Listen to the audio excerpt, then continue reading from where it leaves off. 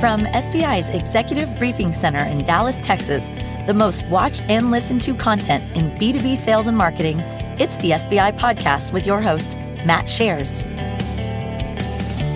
Welcome to SBI TV, a weekly show dedicated to helping you make your number. Today we're going to discuss an exciting topic and one that actually is of personal importance to me, and that's the journey from being a head of sales to becoming a CEO. It seems that with a few notable exceptions, most CEOs do not come from the sales ranks. Instead, they tend to come from finance or operations or from product. At least that's what we've seen in the marketplace. So this is the topic, and this show is going to talk about how the sales leader can find his or her way to the top job. And from the feedback we've received, it's an important one for listeners and viewers. So I'm your host, Matt Shares. I'm the CEO of SBI, former sales leader. Joining me today in the studio, a good friend of mine, Scott Tapp, who is another former sales leader who made it to the CEO. So Scott, first off, congratulations on making that ascent, and good to see you. Well, good to see you. It was a hard-fought road to get there, I guess you could say. Yeah, no kidding. So, and always fun. By way of introduction, it would be great for people just to know a little bit about your background from running sales and the path that you took. And then I know during the show, you and I are going to kind of get into some of the key milestones of where you went. But just introduce yourself to the audience, and then we'll get into it. Yeah. So path for me, I started my career somewhat differently in investment banking originally. A lot of analytical stuff and learning about financials and how to maneuver a business on the financial side. I then was recruited into a venture capital firm and multiple family offices and multiple venture capital firms, and different world of learning about investing in companies. And very early in my career, quite frankly, I'm still in my 20s, and what a great experience to sit on boards and sit with some real experienced operators to learn about businesses. But I myself, sitting across from people running businesses, I wanted to sit on that side of the table for a while. So I found myself getting into an operational role. Started in business development for a public company, and that moved into multiple general manager roles. Ultimately, I ran worldwide field operations, which you can consider product marketing, sales, and customer experience, customer success, for a little over $500 million public company. So a little bit of my background experience, it was totally fun. That took me then into the CEO world for the first time, So what I thought would be interesting, and why we're going to do this show, is the experience that Scott had that I believe he can share with many that are in a sales leadership role, maybe ascending to the head of sales job and then saying, well, then what? And if you have this desire to sort of go from salesperson to business person, there's no better way to do that than expanding your purview. So if you're watching or listening out there and you don't want to miss our weekly show, to access our content library, if you're an iPhone user, just download the SBI app, go to the App Store, search for Sales Benchmark Index. You can use your iPhone then to get notifications and listen to us while you work out, on your commute, or while you're standing in line at the airport. So let's jump into the questions. So Scott, first thing that I always look at when people react to, hey, what does it take to become a CEO? This whole concept of thinking strategically, right? Simply said, kind of working on the business. But when you're a sales leader and you're running a series of 90-day sprints to make the quarter, you know that you want to, but you're like, how can I? So I guess talk a little bit about the balancing act between being a head of sales and having the desire to think strategically and work on the business. How did you think through that? Well, it's not easy. I mean, clearly you're there for one reason, that's to make your number. So well said. Well said. I mean, and as a head of sales, and it goes with a lot. But so how do you think strategically? I think part of that is you learn it from experience, from roles that you've had in the past. Again, for me, starting in investment banking or starting in the venture business, it opened my eyes and mind to the financial side of a business, which is super important. And then I worked my way into a sales role, and I could apply that financial acumen into sales and think of it very analytically. Again, you're trying to make a number and all the things and the levers that you need to turn in order to do that. So that to me is, I mean, and the other side, outside of just you're running sales, you got to think strategically. You've got to think about all the levers in a business that make a difference. right? I mean, market, competition. There's so much product, competitive differentiation. There's so many things that come together for that business for you to be successful. So that to me is how you have to think about, okay, how do I look at this thing strategically outside of just doing my day-to-day sales role? So having the advantage that I had of getting to know you over the last few years, seeing you as a CEO, seeing you as a head of sales and running all of Worldwide Field Ops, and watching you and age. You've been watching me age. Is that what you're saying? Definitely watch you age. You have more gray hair now, but I had no hair when we met, and I have none now, so you can't judge. But something you spoke about is you got to think about your peers. So maybe if we rewind the clock back to the PGI days, and you've got functional peers in finance. You've got functional peers in product. You got functional peers, CFO. How would you advise your sales leader peers to leverage the other people to help them build out some of their gaps, blind spots, if you will, to go from sales leader to business leader, but while they're in the sales leader role? Yeah, no, that's a great question. So how to build out your own gaps, I think is really what you're saying. Well, first of all, your peers can very much help you. You know, that's the great thing about having a great team. And not only your peers, you know, the people above you can also help you.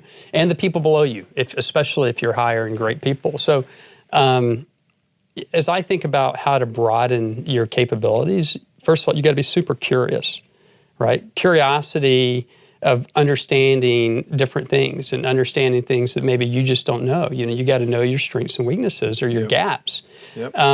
So when I think about expanding my capabilities as a sales leader and looking at other areas, you absolutely want to spend time with those team members. But take yourself out of time where you're just in a typical meeting. Spend time with them from an educational perspective. You know, to me, one of the best people I would always, and I kind of lean that way because I'm a little more analytical, but I would spend time with my CFO. You know, the CFO oftentimes knows what's going on in the business, multiple divisions, cost centers, whatever it may be. And spending time with the CFO to understand what's happening, what's in his head that he's worried about. And it creates a good dialogue. And by the way, befriending your CFO, the sales and the CFO can sometimes butt heads because my numbers are always more accurate than his numbers and vice versa. It goes a long ways. And also you'll find that relationship will help him start thinking about how he can help you improve your business as well. So it can be a wonderful thing. So it's as we wrap up this segment, it's interesting you talk about the CFO because historically the sales leader sees the CFO as an enemy, right? They're deal prevention. They are pay the reps less. They are you have too many reps and look at all these people that aren't selling anything and why does it take us so long to ramp these guys to full productivity? Like all of that stuff. And what I'm hearing from you is go the other way and lean into that because I agree with you in terms of a place to learn how to be a business person. If you've been a card carrying sales leader from, you know, or a rep all the way up, that is the place to go. Would you go so far as to have the CFO vet your strategy in terms of go to market, like as a way to extend the olive branch? Oh, absolutely. Look, if first of all, the CFO can bring a lot of insight and value into what you're doing. But you have to have an open mind and you have to allow that to happen. And you have to have a good relationship and communicate. Look, you want to have that person help you in this role. But for me, we would do a lot of things. We would bring the CFO into our big deal exercises to help him think about how can we be creative to maybe get to a price point, if it's a price point or something that we need to do to win this deal. And that was great. We would have, I would bring in my CFO on my monthly meetings to hear us talk about how we're doing, cadence, you know, how the business is doing, pipeline related stuff, just so they're also aware. And it also helps when the CFO knows your business just like you know theirs. So they understand the complexities of sales and what that takes and how difficult that can be. Because oftentimes you'll find the CFO saying, wow, I don't know how you do it, right? And that's a good thing. You want that type of relationship with them. All right, so as Scott and I wrap up that segment, in takeaway number one, if I was in the audience listening and said, I think I want to be a CEO, how am I leveraging my peers, functional peers, who can help educate me on what it is they do? Because when you're the CEO, you're responsible for all of it. So you've got to have awareness. You don't have to do it all, but you have to understand it all. So that was a big takeaway in terms of what Scott spoke about. Second thing is really keying in on the CFO in terms of really understanding the business. Historically, salespeople don't come from an analytical background. They shy away from numbers and details and whatnot. But that appreciation truly of how money gets made, and when you think about being an allocator of human capital and also real capital when you're a CEO, is critical. All right, so before we get into segment 2, Scott and I are visiting right now at SBI's Executive Briefing Center, otherwise known as the Studio, here in Dallas, Texas. So if you are a CEO, a head of sales, a head of marketing, you're wondering how you're performing relative to your peer group, and perhaps you want to stop by and see myself and Melissa here at the studio, easy way for you to understand, are you doing it right? What are best in-class practices that are out there that you can potentially adopt? And most importantly, I'd love to see you, and if you have an important message, feature you on the show. So reach out to Melissa. If you're coming by Dallas, we'd love to see you here at the studio. So Scott, in this second segment, I want to talk about the path to the CEO, like choosing the right path and allowing you maybe to give a little bit of wisdom. There's different ways that a sales leader could get there, right? In terms of, should I be a COO, maybe as an intermediate step, or president of field ops? Should I expand my head of sales role and take on a field ops role where I'm responsible for customer success and I'm responsible for BD and then I've got marketing? From your vantage point, you got there, you had your path. Opinion, feedback from you and your peers? Yeah, I think first of all, I would say you want about as much experience as you can get, before as you're working that path to CEO.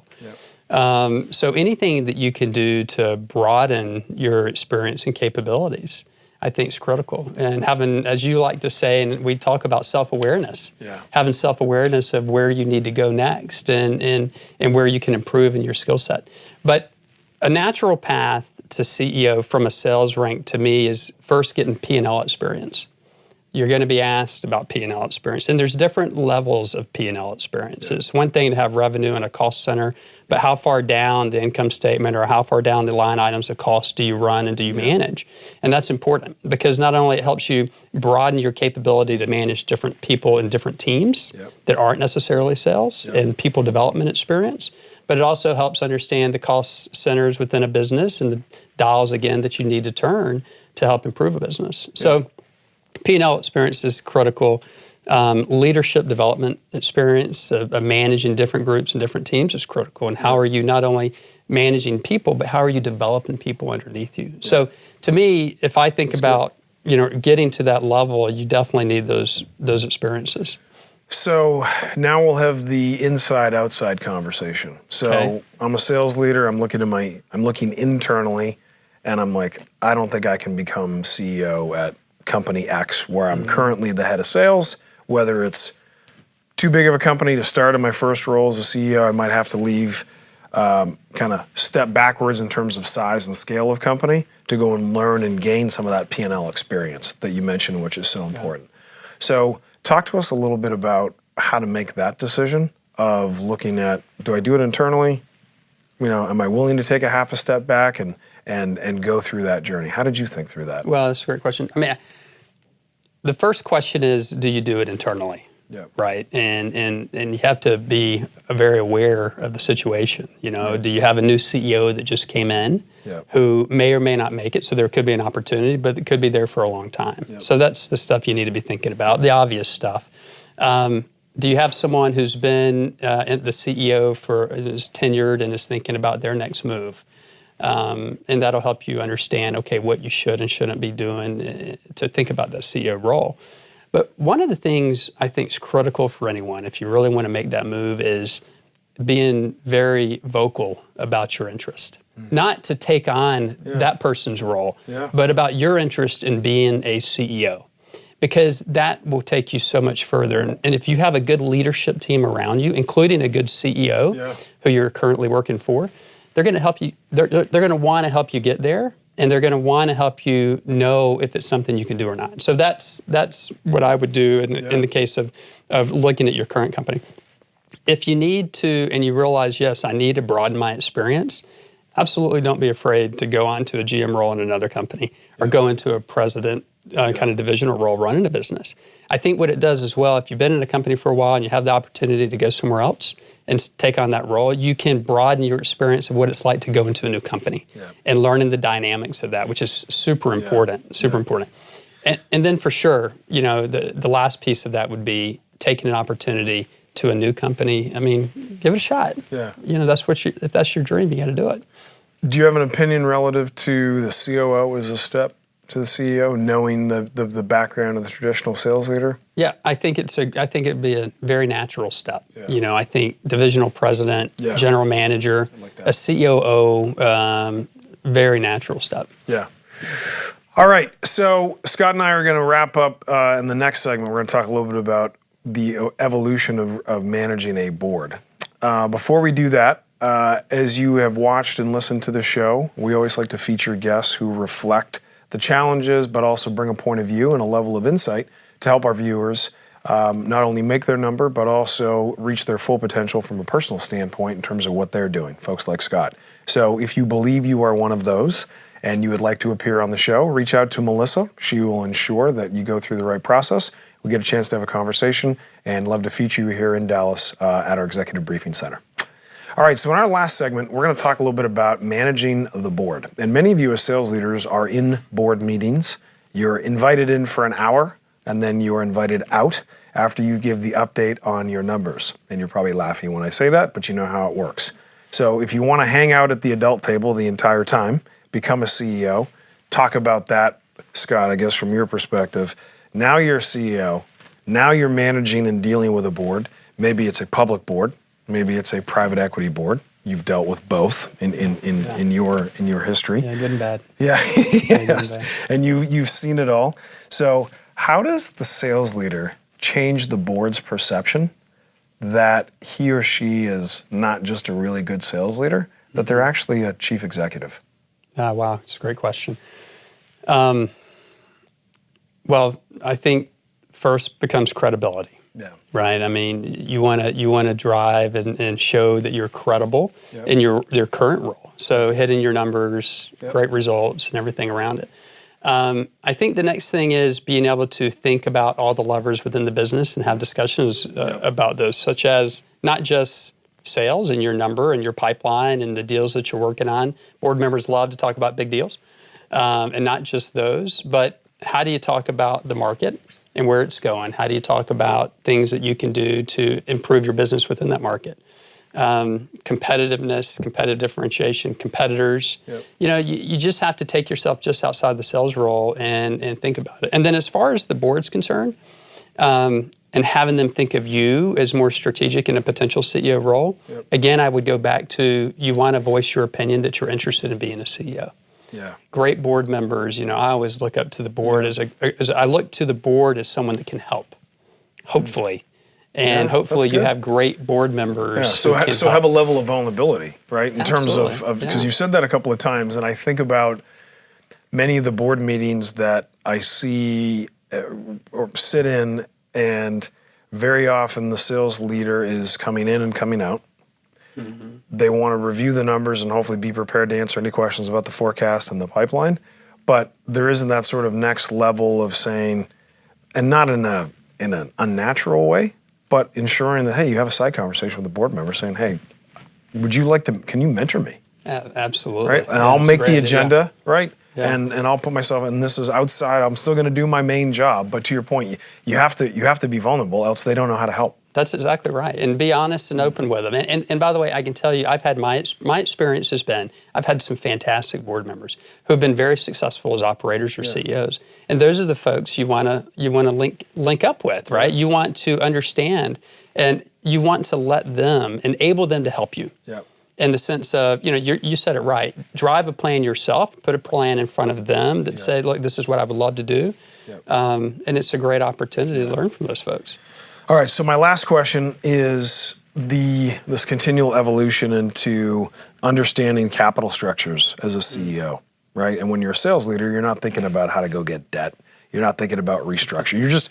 That's not what you're thinking about. You're thinking about pipeline, forecast, big deals, sales ops, turnover, right? That's it. You're running it, and so you should. So you've got this unique background of having done it, but you also have your background from investment banking and the venture world. So you've seen both.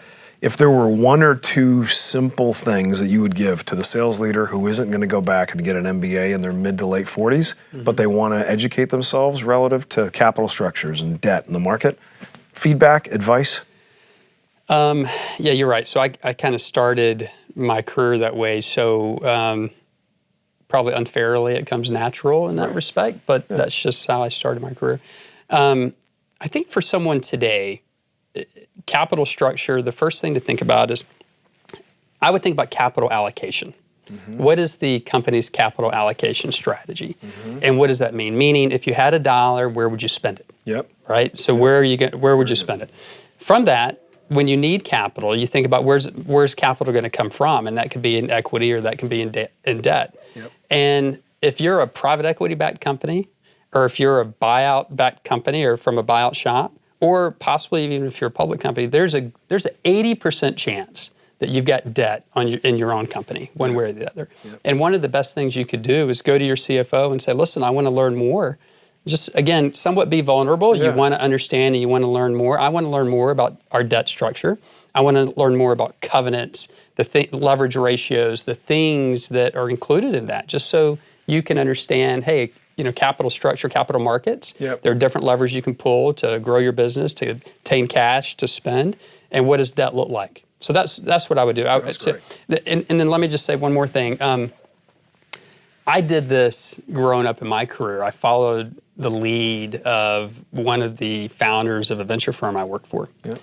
And he taught me as very young, very early in my career to read annual reports. And believe it or not, it sounds terrible. My friends to this day pick on me. They make fun of me for that because I enjoy it. I enjoy finding 2 or 3 annual reports from companies that I may have interest in and reading. And within those financial statements, right below, you'll see financial footnotes, and you'll see everything about capital structure and how that company's managing debt in their books, all the covenants within debt structures, equity structures. You can really gain a lot of information and insight just from reading. And I think annual reports, and not just the financials, that can be boring, but the financial footnotes is where you can get a ton of insight and education. Those are good tips. So Scott just netted it out for you, right? His journey to the CEO role. But even if you don't want to be a CEO, but you want to be able to engage with your CEO and be perceived as a peer with the board and continue to grow in terms of the size and scale of the companies that you run, the ability to be a business person and not a salesperson is critical. So Scott, always appreciate seeing you, man. Thank you. Great seeing you, Matt. Thanks for having me, man. Very, very helpful. And to those of you that are out there watching and listening, I appreciate your support. And I know that my team certainly does, because you have a choice on where you put your eyes and ears. So the fact that you'd spend a few minutes with us means the world to me. So until next time, I wish you good luck as you try and make your number. Great job. This has been the SBI Podcast. For more information on the studio, SBI's Executive Briefing Center, our team, or to schedule a workshop, please visit salesbenchmarkindex.com.